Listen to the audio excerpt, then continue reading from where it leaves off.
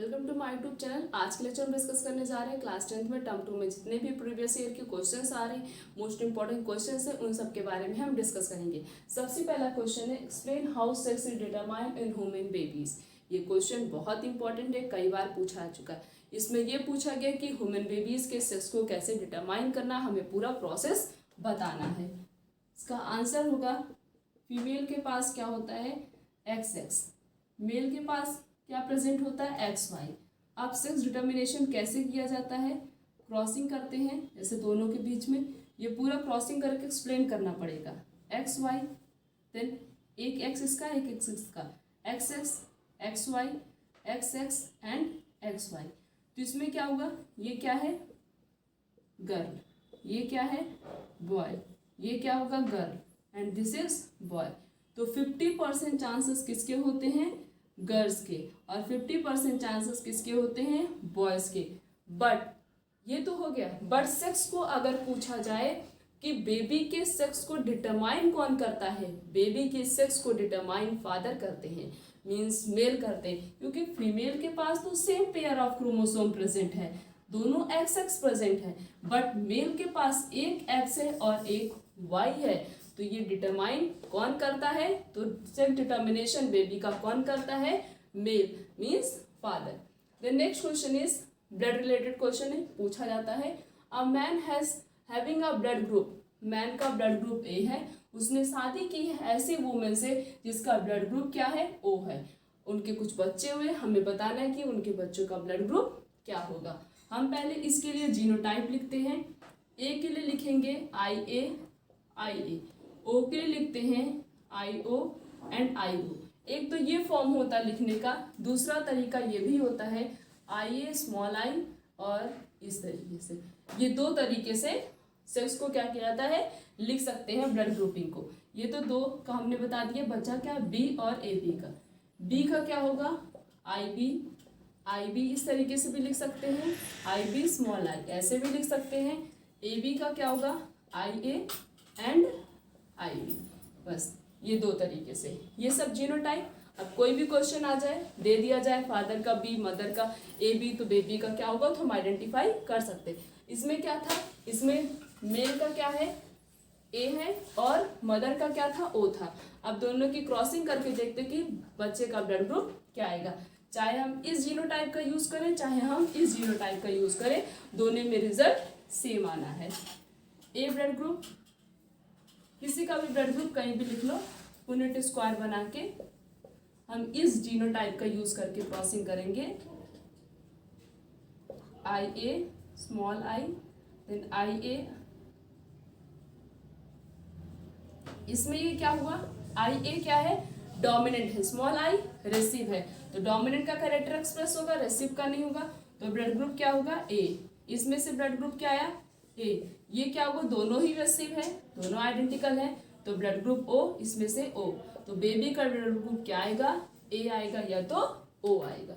ये ए भी हो सकता है और ओ भी हो सकता है। अब इस तरीके से कैसे भी क्वेश्चन दे सकते हैं, ए भी दे सकते हैं, मदर का फादर का बी दे दिया गया तो हम क्रॉसिंग करके ये इस जीनोटाइप का यूज करके क्रॉसिंग करके निकाल सकते हैं।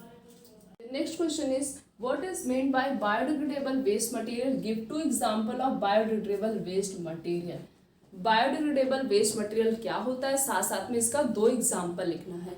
बायोडिग्रेडेबल वेस्ट मटेरियल का मतलब होता है ऐसे सब्सटेंस या ऐसी चीज़ें जिसको जो माइक्रो ऑर्गेनिज्म मीन्स जो डीकम्पोजर्स प्रेजेंट होते हैं इस इकोसिस्टम में, वो उसको डीकम्पोज करते इजीली और उसको किसी सिंपल सब्सटेंस में ब्रेक डाउन करते, उसे कहते हैं बायोडिग्रेडेबल सब्सटेंस। मीन्स ऐसे सब्सटेंस जो ईजिली ब्रेक डाउन हो जाए और वो इन्वायरमेंट को कोई भी पोल्यूशन भी ना पोल्यूशन भी ना पहुंचाए, इन्वायरमेंट उसके वजह से पोल्यूटेड भी ना हो, उसे कहते हैं बायोडिग्रेडेबल वेस्ट मटेरियल। अब इसका एग्जाम्पल हम लिख सकते हैं जैसे कि पेपर हो गया और जो वेजिटेबल्स पिल्स होती हैं, मतलब वेजिटेबल्स के जो छिलके होते हैं, 2 एग्जाम्पल लिखना है, तो पेपर हो गया और वेजिटेबल पिल्स हो गया। ये सब क्या होता है इजिली ब्रेक डाउन भी हो जाते हैं, मीन्स इजिली डिकम्पोज हो जाते हैं by the help of decomposers, और इन्वायरमेंट में कोई भी पॉल्यूशन भी नहीं कॉज करते हैं। The next question is what is mean by a non biodegradable waste material, क्या होता है, और साथ साथ में इसका भी 2 एग्जाम्पल लिखना है। इसी का जस्ट अपोजिट बायोडिग्रेडेबल मीन्स जो इजिली ब्रेक डाउन हो जाते हैं। नॉन बायोडिग्रेडेबल वेस्ट मटेरियल का मतलब होता है ऐसे सब्सटेंस जो इजिली ब्रेक डाउन ना हो और वो इन्वायरमेंट को बहुत ज़्यादा पोल्यूटेंट भी करते हैं। मीन्स जो इस इकोसिस्टम में जो डिकम्पोजर्स प्रेजेंट होते हैं वो उस सब्सटेंस को ब्रेक डाउन नहीं कर पाते हैं, और साथ साथ में जब वो ब्रेक डाउन नहीं होंगे, जब वो टूटेंगे नहीं, आसपास से इधर उधर पड़े रहेंगे, जिसकी वजह से क्या होगा, बहुत ज़्यादा पॉल्यूशन क्रिएट होता है। उसे कहते हैं नॉन बायोडिग्रेडेबल वेस्ट मटेरियल। ऐसे एग्जाम्पल में हम लिख सकते हैं एल्युमिनियम वायर हो गया, और क्या DDT लिख सकते हैं, या प्लास्टिक्स हो गए। ये सब क्या होते हैं, ये सब इजिली ब्रेक डाउन नहीं होते, साथ साथ में ये इन्वायरमेंट को बहुत ज़्यादा पोल्यूटेंट भी करते हैं। Next question is what will happen if we kill all organism of one trophic level, क्या होगा अगर फर्स्ट ट्रॉपिक लेवल के जितने भी ऑर्गेनिज्म हैं उनको किल कर दिया जाए, एक ट्रॉपिक लेवल से दूसरे, तीसरे से तीसरे, चौथे, पांचवें, इस तरीके से ऑर्गेनिज्म एक दूसरे के ऊपर क्या होते हैं, डिपेंडेंट होते हैं टोटली। अगर फर्स्ट ट्रॉपिक लेवल के ऑर्गेनिज्म को किल कर दिया जाएगा तब क्या होगा, एनर्जी का ट्रांसमिशन नहीं हो पाएगा। मीन्स एक ट्रॉपिक लेवल से दूसरे, दूसरे से तीसरे, तीसरे से चौथे, इस तरीके से एनर्जी ट्रांसफर नहीं हो पाएगी। जब उन्हें एनर्जी नहीं मिलेगी या तो वो इकोसिस्टम को छोड़ के चले जाएंगे या तो उनकी डेथ हो जाएगी।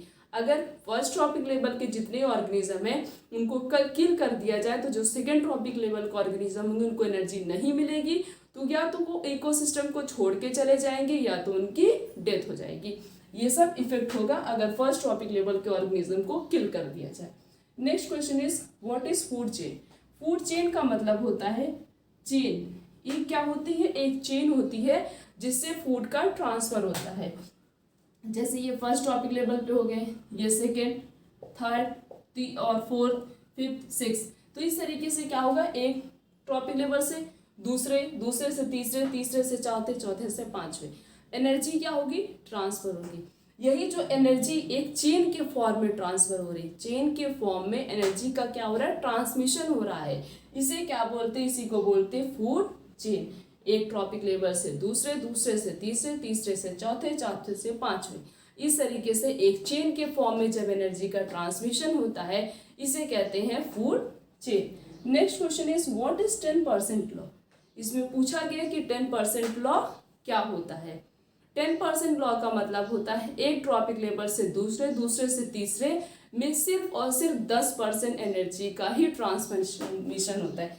जैसे यहाँ से 10% एनर्जी, फिर 10 मीन्स सिर्फ और सिर्फ 10% एनर्जी एक ट्रॉपिक लेवल से दूसरे, दूसरे से तीसरे, तीसरे से चौथे, कितने परसेंट एनर्जी का ट्रांसमिशन होता है, सिर्फ और सिर्फ 10% एनर्जी का ट्रांसमिशन होता है, उसी को बोलते हैं 10% law. Next question is right the full form of CFC का फुल फॉर्म लिखना है। CFC का फुल फॉर्म है क्लोरोफ्लोरोकार्बन। क्या है, chlorofluorocarbon. Give it one harmful effect. ये क्या कर रहा है, क्लोरोफ्लोरोकार्बन क्या करता है, ओजोन में होल कर रहा है। क्या हो रहा है, इसी क्लोरोफ्लोरोकार्बन की वजह से ओजोन में होल हो रहा है, जिसकी वजह से कंटिन्यूअस अल्ट्रावायलेट की जो रेडिएशन है वो एटमॉस्फेयर को हार्म कर रही है। ओजोन क्या करता है, ओजोन उस अल्ट्रावायलेट रेडिएशन से प्रिवेंट कर रहा है। जब ओजोन में होल हो रहा है तो वो प्रिवेंट नहीं करेगा, तो इसका हार्मफुल इफेक्ट क्या है, ये क्या कर रहा है, ओजोन डिप्लीशन कॉज कर रहा है। क्या कर रहा है, ओजोन डिप्लीशन मीन्स ओजोन में होल कॉज कर रहा है। Then next is what is sewage. Sewage क्या होता है, सीवेज जितने भी वेस्ट मटेरियल होते हैं हाउस होल्ड के, मीन्स घर से जितने भी वेस्ट मटेरियल निकलते हैं उन्हें क्या बोलते हैं, वो सब क्या होते हैं, सीवेज।